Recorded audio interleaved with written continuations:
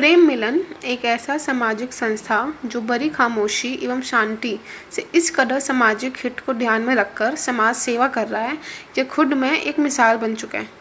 जिस भी किसी व्यक्ति की जब आंखें खराब हो जाती है तब उसकी ज़िंदगी का एक हिस्सा अंधेरे में छा जाता है। ऐसे लोगों को ध्यान में रखकर प्रेम मिलन ने एक कार्यक्रम का आयोजन किया, नेट ज्योति। इस कार्यक्रम के अंतर्गत प्रेम मिलन के सचिव चंद्रकांत सराफ मसीहा बनकर आगे आए एवं ज़रूरतमंद लोगों की आंखों का ऑपरेशन कर उनकी नेट ज्योति को वापस लाने का वीणा उठाया। इस संस्था द्वारा पश्चिम बंगाल के सुदूर इलाकों में रहने वाले लोगों का बिल्कुल निःशुल्क ऑपरेशन करवाने की शुरुआत की। आज तक प्रेम मिलन ने तकरीबन 33,000 लोगों की नेत्रों की ज्योति वापस दिलाकर उनके सामने छाए अंधेरे को प्रकाश दिया। प्रेम मिलन ने आज भी 56 लोगों की आंखों का निःशुल्क ऑपरेशन किया एवं आगामी 5 नवंबर को 60 लोगों की आंखों का ऑपरेशन फेको पद्धति से किया जाएगा।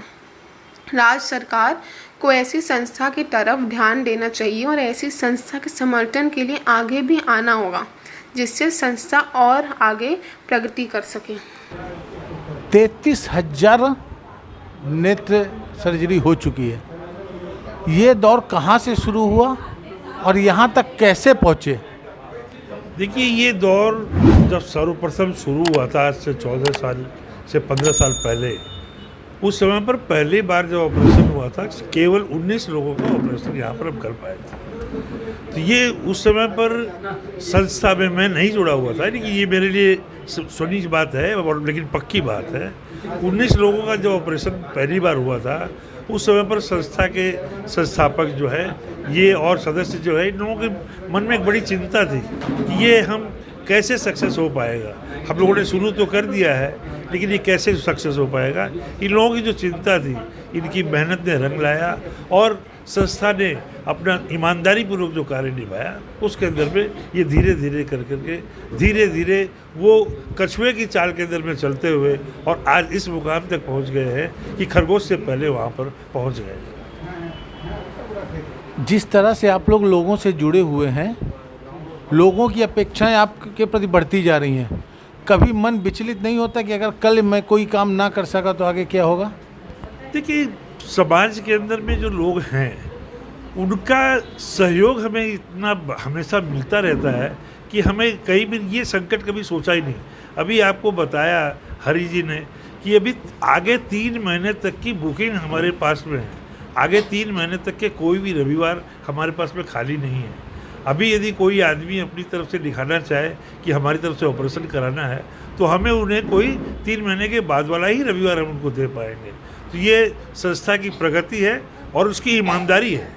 इसके संस्था के सदस्यों और इनके जो खास करके कर्णधार हैं, इनकी ईमानदारी का सबसे बड़ा सबूत है कि संस्था अपने आप बताना नहीं पड़ता है, जिसका इलाज होता है वो ही प्रचार हो जाता है कि हमारा इलाज बिल्कुल सही हुआ है, आप प्रेम मिलन में जाओ वहीं पर इलाज सही होगा। यहाँ पर लंबी लाइन रहती है दिखाने वालों की और हम उसके अंदर में कुछ न कुछ रोक लगाना पड़ता है कि अब तो भाई इससे बेसी आज नहीं देख पाएंगे, ऐसा करके रोकना पड़ जाता है, क्योंकि उतनी लंबी समय एक एक रोगी के लिए टाइम देनी पड़ती है। तो इसके अलावा भी और भी काम रहते हैं। रोगियों को देखने के बाद में एक रोगी के लिए 6 बार देखना पड़ता है। एक बार उसको देख करके उसको लिखना पड़ता है कि इसके मोतियाबिंद है या नहीं है तो उनको टेस्ट के लिए बोला जाता है। टेस्ट के बाद में फिर उनकी जो एक बायोमेट्री होती है कि इसकी आंखों में कितने पावर का लेंस लगेगा, कैसे क्या लगेगा, ये सारी व्यवस्थाएं बार बार करीब 5 से 6 बार एक रोगी को देखना पड़ता है। ये हमसे बेसिक तो इनका धैर्य का परिचय है हमारी डॉक्टर रेणु सिंह का, कि ये विचलित नहीं होती है और ये अपना कार्य धैर्यतापूर्वक करती चली जाती है और संस्था अपने आगे बढ़ती जा रही है।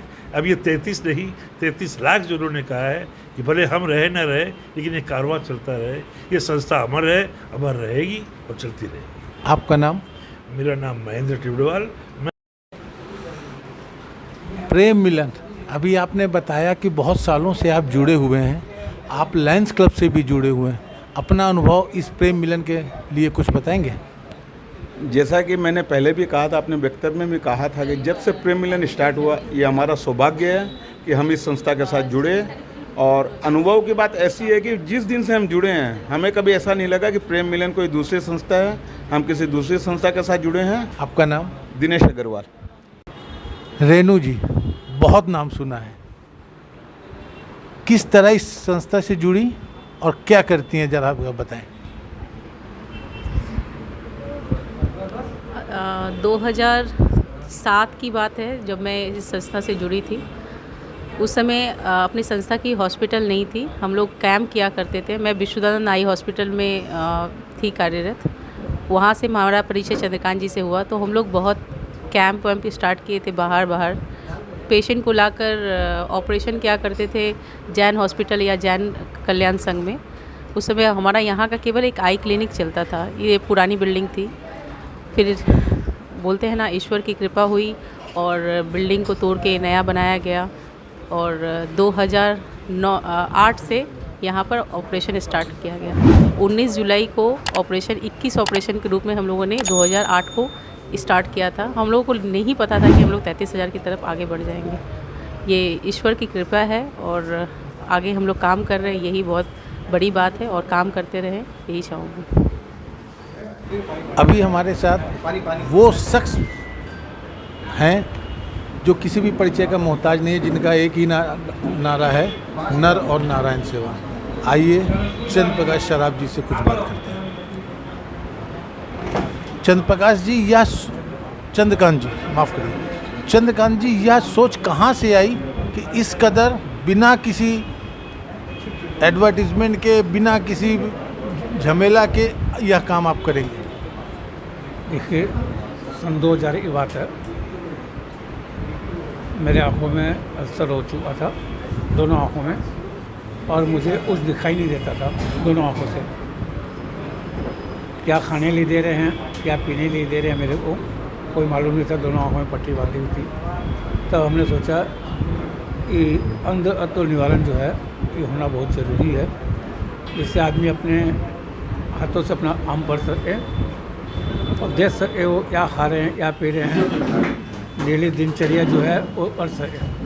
इसलिए मैंने संकल्प लिया ये दिन अस्पताल ज़रूर खोलूँगा मैं, और उसी नतीजे से हम लोग 2002 से सेवा कार्य चालू कर दिए थे। पहले बाहर में ऑपरेशन करवाते थे, फिर 2008 में अपना निजी में 2004 में आन लिए। आन लेने के बाद 2008 में यहाँ से ऑपरेशन हम लोग चालू किए, जो आज ये ऑपरेशन 33,000 का लक्ष्य पूरा कर चुका है। कई अड़चनें इसमें आई थी, कई बाधाएं सरकार की तरफ आई थी। बहुत से आसपास से जो हैं डॉक्टर लोग, वो लोग ये आप लोग फ्री में ऑपरेशन क्यों करते हैं, भैया हम फ्री में कर रहे हैं तो आपको क्या तकलीफ़ है, आप लोग स्टार्ट कीजिए। तो बहुत सी संस्थाएं ने स्टार्ट भी किया ऑपरेशन। मुश्किलें धीरे धीरे हल्की होती रही, हम लोग आरुआ चलता रहा। अच्छा, इतना नेक काम कर रहे, कभी आपने राज्य सरकार या राज्य सरकार ने आप तक इस विषय में कोई जानकारी ली या आपने दिया? देखिए, बड़ा बाजार के कई पार्षद एमएलए यहाँ आ चुके हैं, उन्होंने आए हैं, आश्वासन दिया कि हम लोग करेंगे, पर किसी ने कुछ किया नहीं। और न हम लोग राज्य सरकार को रिपोर्ट भेजी, क्यों कि हमें अपना सेवा करना था, हमें अपना सामान से मतलब नहीं था, जब हमें अपना सामान चाहिए। सेवा ही परमो धर्म मान कर हम लोगों ने अपना सेवा कार्य चालू किया। आज भी वही लक्ष्य है कि हम लोग सेवा करना है। राज्य सरकार हम लोग देखे या न देखे, इससे मन में तकलीफ तो होता होगा जब इतना बड़ा काम करने 33,000 आँख के ऑपरेशन करवा चुके, उसके बाद भी अगर राज्य सरकार सुध नहीं ले रही है तो मन में तो तकलीफ होती होगी। नहीं, ऐसी कोई बात नहीं है, मन में तकलीफ नहीं होती है। मैंने कई बार लोगों ने पूछा ऐसा, मैंने जवाब दिया मेरे मन में कोई तकलीफ़ नहीं है, क्योंकि मेरा उद्देश्य है खाली सेवा करना। और राज्य सरकार देखे या नेता लोग देखे, उससे मेरा कोई फ़र्क नहीं पड़ता।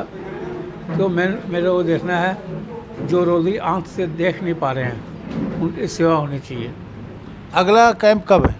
अगला कैंप हमारा 5 नवंबर वो है, दिवाली से पहले लक्ष्मण नागरिक परिषद के द्वारा है।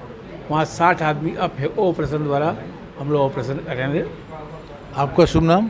चंद्रकांत सराफ सेक्रेटरी प्रेमिलन ओलता।